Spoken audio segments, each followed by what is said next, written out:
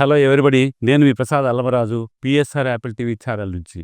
మా వార్తలను, మా ప్రోగ్రామ్స్ను అన్నీ చూస్తున్న మా వీక్షక మహాశయులందరికీ నా హృదయపూర్వకమైనటువంటి కృతజ్ఞతలు. మంచి వార్తలతో మీ ముందుకు.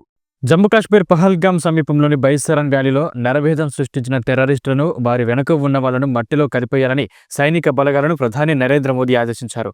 టార్గెట్లు, టైం మీరే డిసైడ్ చేయండి. అటాకింగ్ మోడ్ ఎలా ఉండాలన్నది మీ ఇష్టం. ఈ విషయంలో సైన్యానికి పూర్తి స్వేచ్ఛ ఇస్తున్నట్లు ప్రకటించారు ప్రధాని మోదీ.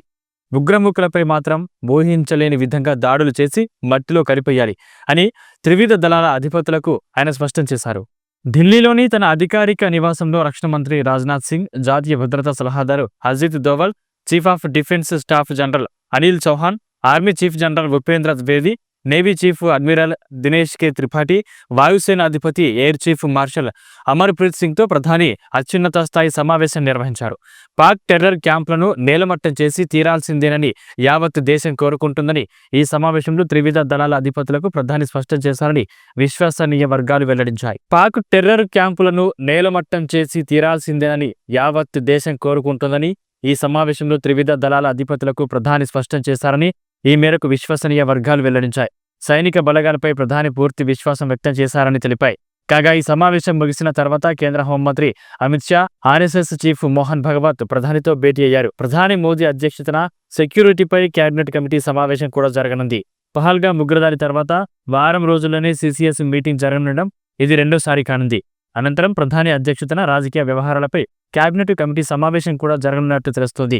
భారత గగనతలంపై పాక్ విమానాలు ఎగరకుండా, భారత సముద్ర జలాలు, పోర్టులోకి పాక్ షిప్పులు రాకుండా నిషేధం విధించేందుకు కూడా కేంద్రం సిద్ధమైందని తెలుస్తోంది. ఉగ్రదాడి తర్వాత భారత్ తీసుకున్న చర్యలకు ప్రతీకారంగా పాక్ తన గగనతలంపై ఇండియన్ విమానాలు ఎగరకుండా నిషేధం విధించింది. భారత్ మాత్రం ఎయిర్ స్పేస్ మూసివేతపై ప్రకటన చేయలేదు. అయినా ఇప్పటికే పాక్ విమానాలు భారత గగనతలం మీదుగా రాకపోకలు ఆపేశాయి. ఇటు చైనా లేదా అటు శ్రీలంక మీదుగా చుట్టూ తిరిగి మలేషియా, థాయిలాండ్ వంటి తూర్పు దేశాలకు వెళ్తున్నాయి.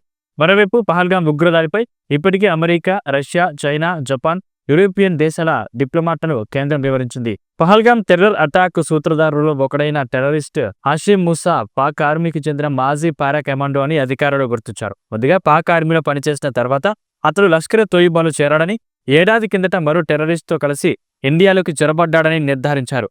పాక్ ఆర్మీలో అత్యున్నత స్థాయి శిక్షణ పొందిన కమాండో పహల్గామ్ టెర్రర్ అటాక్తో పాల్గొన్నట్టు గుర్తించడం ఈ కేసులో కీలక మలుపుగా భావిస్తున్నారు.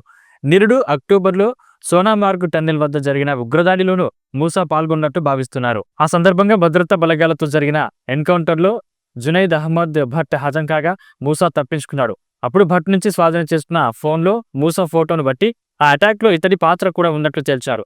మూసా, ఇతర టెర్రరిస్టు బార్డర్లో ఫెన్సింగ్ను కట్ చేసి జమ్మూ కాశ్మీర్లోకి చొరబడ్డారని, అప్పటి నుంచి అనేక సార్లు దాడులకు పాల్పడ్డారని అధికారులు గుర్తించారు. వీరికి 15 మంది లోకల్ కాశ్మీరులు సాయం చేస్తూ వచ్చారని నిర్ధారించారు. దక్షిణ కాశ్మీర్ను జల్లెడ పడుతున్నాయి బలగాలు. పహల్గామ్ టెర్రర్ అటాక్ తర్వాత టెర్రరిస్టు ఏరువేత కోసం ప్రత్యేక ఆపరేషన్ చేపట్టిన భద్రతా బలగాలు ప్రధానంగా దక్షిణ కాశ్మీర్లోని అనంతనాగ్, షోపియాన్, కుల్గామ్, పుల్వామా జిల్లాలను జల్లెడ పడుతున్నాయి. ఈ 4 జిల్లాల్లో జమ్మూ కాశ్మీర్ పోలీసులు, ఆర్మీ జవాన్లు కలిసి ప్రత్యేకంగా 4 యాంటీ టెర్రర్ ఆపరేషన్లు చేపట్టాయని మంగళవారం అధికారులు వెల్లడించారు. బైసరన్ వ్యాలీలో 26 మంది టూరిస్టులను పాక్ టెర్రరిస్టులు పొట్టన పెట్టుకున్న తర్వాత ప్రధాని మోదీ తీవ్రంగా స్పందించారు. ఈ నరభేదానికి పాల్పడిన టెర్రరిస్టులతో పాటు వారి వెనకున్న వారి భరతం పడతామని ప్రకటించారు. అనంతరం పాక్తో సింధు జలాల ఒప్పందాన్ని రద్దు చేసుకోవడంతో పాటు పాకిస్తానీల వీసాలను రద్దు చేశారు. టెర్రరిస్టులు ఎక్కడ దాక్కున్నా బదిలీ పెట్టబోమని ఆదివారం మన్ కీ బాత్లోనూ ప్రధాని హెచ్చరించారు. వారం రోజులుగా 2 దేశాల మధ్య యుద్ధ మేఘాలు ఆవరించిన నేపథ్యంలో రక్షణ మంత్రి రాజ్నాథ్ సింగ్, సిడిఎస్ ఇతరులతో కలిసి కీలక సమావేశాలు నిర్వహించారు. మంగళవారం రక్షణ మంత్రితో పాటు త్రివిధ దళాల అధిపతులతో ప్రధాని భేటీ నేపథ్యంలో ఏ క్షణమైనా పాక్ టెర్రర్ క్యాంపులపై సైనిక దాడులు చేసేలా రంగం సిద్ధమైనట్టుగా భావిస్తున్నారు.